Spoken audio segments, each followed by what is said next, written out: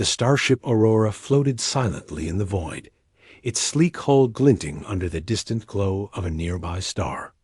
Captain Lucas Gray had always believed that humanity's greatest strength was its ability to adapt. But the universe had a way of testing even the most confident assertions. And today, it was about to test him. The mission was simple in theory: explore a newly discovered planetary system at the edge of known space.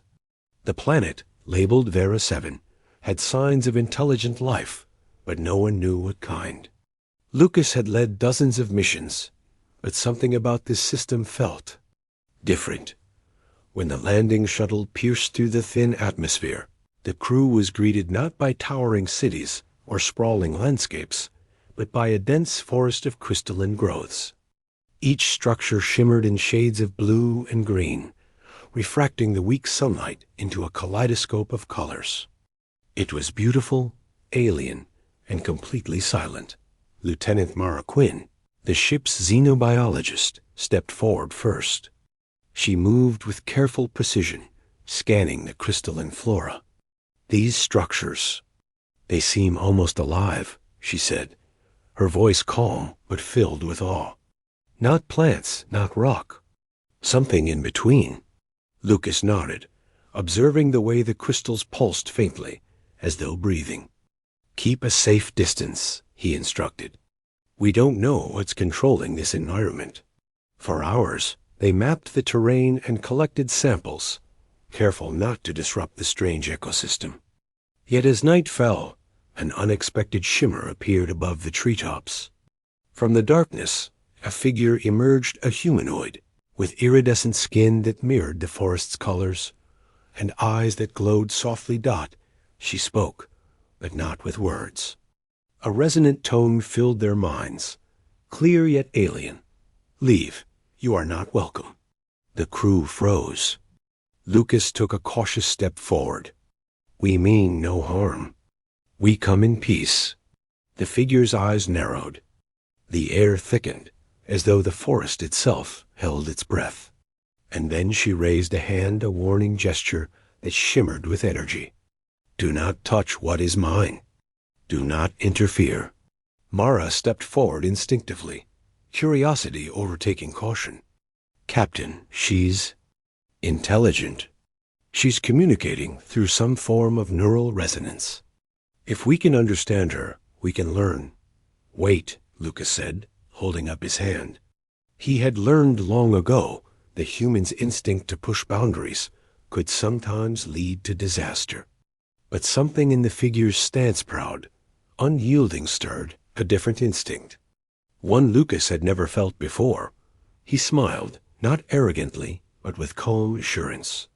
Then, ignoring the unspoken warning, he extended his hand toward the figure, not to touch aggressively, but to establish a connection, to bridge the gap between species.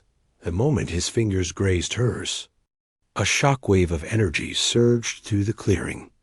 The crystals hummed, and the air shimmered with power. The crew staggered, holding on to each other, while Lucas stood firm, focusing on the presence in front of him. Her eyes widened. The glow dimmed slightly, and then, in a voice that now resonated in words as well as tone, she said, "You are different. You are not like the others." Lucas did not withdraw. "Different how?" he asked gently. "We are explorers. We seek to understand, not to dominate." For a moment, there was silence. Then she stepped closer, still wary. "Touching me is forbidden. Across my people, none dare." Lucas smiled again. "I understand the risk. But sometimes, connection requires courage. Sometimes, to understand, we must step beyond fear." The energy in the clearing shifted. The crystals pulsed more brightly, and the forest seemed to respond, as if acknowledging Lucas's words. The figure regarded him, then, slowly, extended her other hand, allowing a full contact that was neither threatening nor defensive.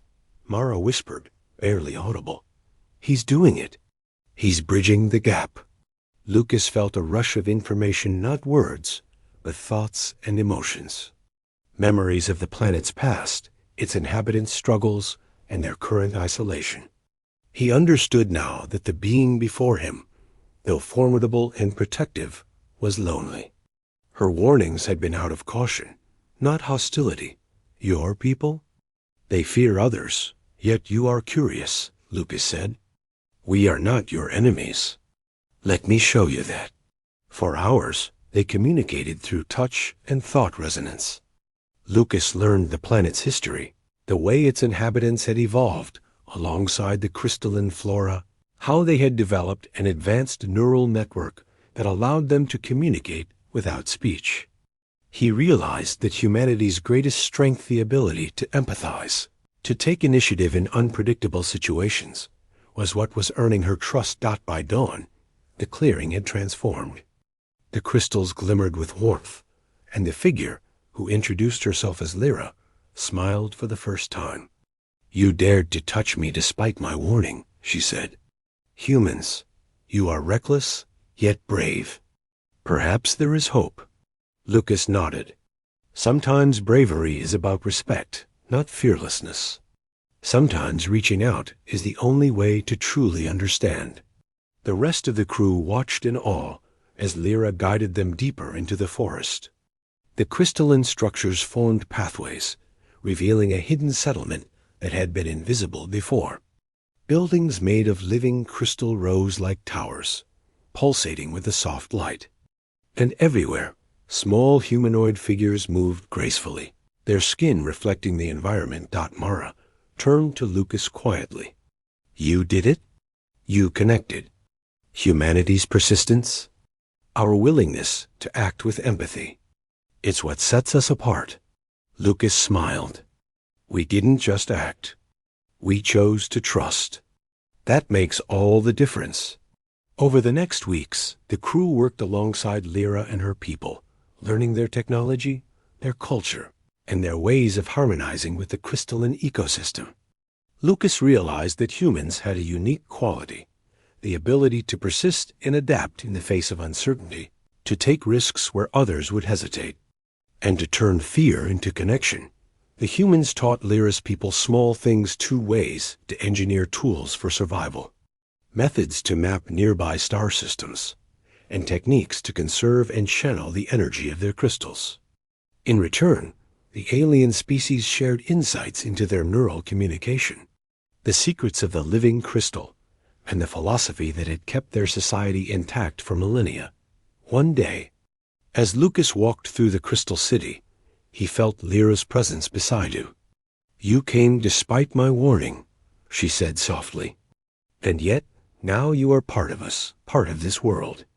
Why did you do it? Lucas thought carefully. Because understanding requires courage. Because humans reach beyond fear when they seek connection. Because sometimes, to touch the future, we must take a risk. She considered this, her eyes reflecting a mix of admiration and wonder. Then perhaps, your people truly are exceptional. Years later, the humans would remember this mission as the moment when the gap between species was bridged, not through dominance or conquest, but through empathy, initiative, and courage. Lucas would become a legend, not because he had fought or conquered, but because he had chosen to reach out, to step beyond the boundaries, and to connect where others would have hesitated. The lesson was simple. In a universe filled with the unknown, humanity's greatest weapon was not firepower, nor technology alone. It was the ability to act with resolve, to trust instinct, and to extend the hand even when the outcome was uncertain, and sometimes smiling in taking that step, even when warned not to, could change the course of history. The stars outside the crystal city sparkled like distant promises, and Lucas Gray looked up at them, knowing that humanity had earned its place among them, not by force, but by daring to reach beyond fear.